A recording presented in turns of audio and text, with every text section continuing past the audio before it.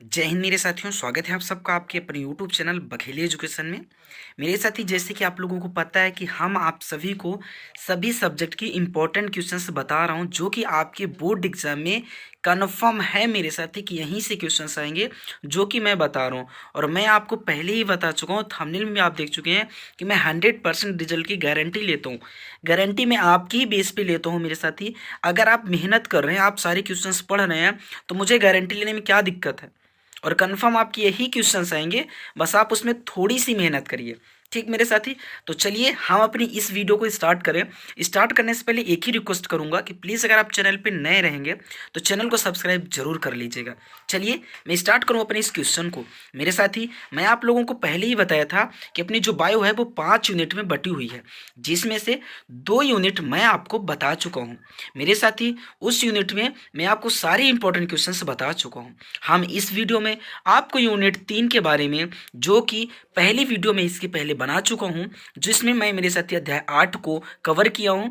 अपनी तीसरी यूनिट में अध्याय 8, 9 और 10 हैं, जिसमें मेरे साथी अध्याय 8 कवर हो चुके हैं। अगर आप वीडियो नहीं देखे हैं तो लिंक डिस्क्रिप्शन में है, या आप प्ले लिस्ट में जाकर वो वीडियो देख सकते हैं। चलिए अब हम अपने क्वेश्चंस को स्टार्ट करें। मेरे साथी, स्टार्ट करने से पहले मैं आपको बता दूं कि हमारे यहाँ से अध्याय 9,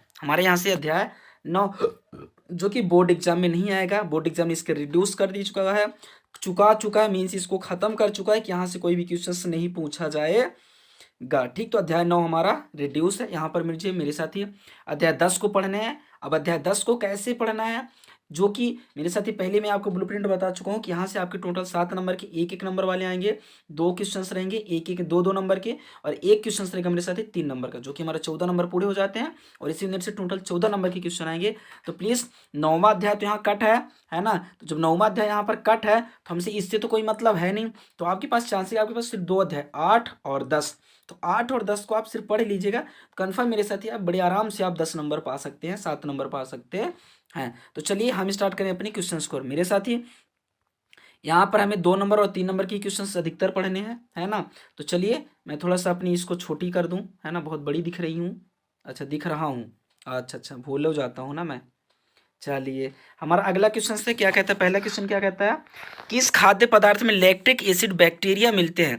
मीन्स किस खाद्य पदार्थ में लैक्टिक एसिड और बैक्टीरिया रहती हैं, इनके कुछ लाभप्रद उपयोग का वर्णन कीजिए। मेरे साथ ही सिर्फ आपके एग्जाम में सिर्फ क्वेश्चन इतना कर सकता है कि किस खाद्य पदार्थ में लैक्टिक एसिड बैक्टीरिया मिलते हैं। तो वह आप जानते हैं कि दही में, किसमें, दही में लैक्टिक एसिड बैक्टीरिया बहुत अधिक मात्रा में पाए जाते हैं। दही में आप बैक्टीरिया आप नहीं देखे हैं, मैं सच बता रहा हूँ। आप जो जो भी दही खाए हैं कमेंट करिएगा कि आप लोगों में से कौन कौन दही खाए हैं। जो जो भी दही खाए हैं कन्फर्म वो कीड़े खाए हैं। मैं कहता हूँ 3 दिन की अगर दही हो गई है तो आप उसे देख लीजिए माइक्रोस्कोप से, कन्फर्म उसमें आपको बैक्टीरिया दिख जाएंगे। ठीक, पर आपने खा लिया है, लेकिन किसी से कहिएगा नहीं। जो आपको खट्टा लगता है ना, खट्टा बहुत खट्टा है, अरे 1 दिन का है तो खट्टा ही नहीं है ना, 2-3 दिन का हो जाता है तब खट्टा आता है। तो खट्टा क्यों आता है, आप जो सूंडी खा लेते हैं ना, जो कीड़े कीड़े, है ना, तो आपको खट्टा आता है, मीठा आता है, तीता आता है ना, जो जैसे भी खा रहे हैं, जिनको जैसे स्वाद मिल गया, है ना। तो दही जो भी होता है, तो दही में क्या होते हैं, बैक्टीरिया होते हैं, है ना, कीड़े। वही आप देखते हैं कि आपको जो 7 दिन 8 दिन का हो जाता है तो आप थोड़ा सा दही रख देते हैं 7 दिन 8 दिन, तो उसमें कीड़े आपको दिखने लगते हैं ना। तो ये स्टार्ट से ही हो जाते हैं छोटे छोटे बैक्टीरियस के रूप में, और वो काफ़ी दिन रखे होने की रीजन से वो काफ़ी साइज में, आकार में अपने बड़े हो जाते हैं। ठीक, चलिए, तो दही में हमारा लैक्टिक एसिड बैक्टीरिया पाया जाता है। अगला क्वेश्चन है, सूक्ष्म जीवों का प्रयोग ऊर्जा के स्रोतों के रूप में भी किया जाता है, यदि हाँ तो किस प्रकार। देख लीजिएगा, ज़्यादा इंपॉर्टेंट नहीं है।